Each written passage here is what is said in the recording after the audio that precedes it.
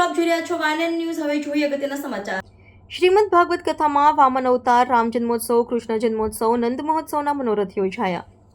પ્રભુ માટે કંઈ પણ કરી છૂટવાની તત્પરતા હોય તે વિદુર કથાકાર ગિરિરાજ શાસ્ત્રીજી આજવા વાઘોડિયા રિંગ રોડ ખાતે આવેલા ડભોઈ દશાલાડ પવન ખાતે મુખ્ય મનોરથી ગીતાબેન પિયુષભાઈ પારેખ ડભોઈવાલા સહયોગથી ચાલી રહેલ શ્રીમદ ભાગવત કથામાં નરસિંહ જયંતિ, વામન અવતાર, રામ જન્મોત્સવ, કૃષ્ણ જન્મોત્સવનો અલૌકિક પ્રસંગોનું વર્ણન કરતા ગિરિરાજ શાસ્ત્રીએ વ્યાસપીઠ પરથી શ્રીમદ ભાગવતનો અમૃત જ્ઞાન પીરસતા જણાવ્યું કે વેદ એ વૃક્ષ છે અને વેદરૂપી પાકેલું કલ્પવૃક્ષ છે શ્રીમદ ભાગવત. કૃષ્ણ જન્મોત્સવમાં પ્રભુને શણગારેલ પલ્લામાં ઝુલાવીને કથાના ચંપારણ્યમાં ધામ હોલમાં નંદ ઘેરા નંદ ભયો, યશોદા કા લાલ ભયો, જય કનૈયા લાલકીના સંગીતના સથવારે વૈષ્ણવો નાચી ઉઠ્યા અને ગોકુલમય વાતાવરણ જોવા મળ્યું અને સમૂહમાં ઉતારો આરતી. શ્રી કૃષ્ણ ઘરે આવ્યા શ્રીજીની આરતી પણ વૈષ્ણવો દ્વારા સમૂહમાં ઉતારવામાં આવી હતી.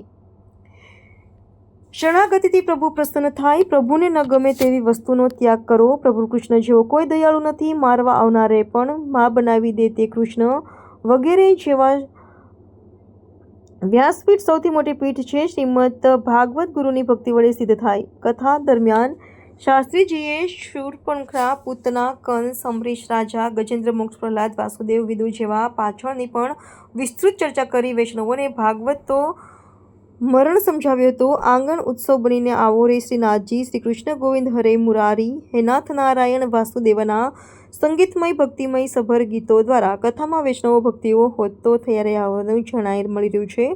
કથાના મુખ્ય યજમાન પિયુષભાઈ પારેખ પરિવાર દ્વારા વૈષ્ણવને સહેજ પણ તકલીફ ન પડે તે માટે સુંદર આયોજન અને વ્યવસ્થા કાળઝાળ ગરમીમાં જોવા મળી રહી છે.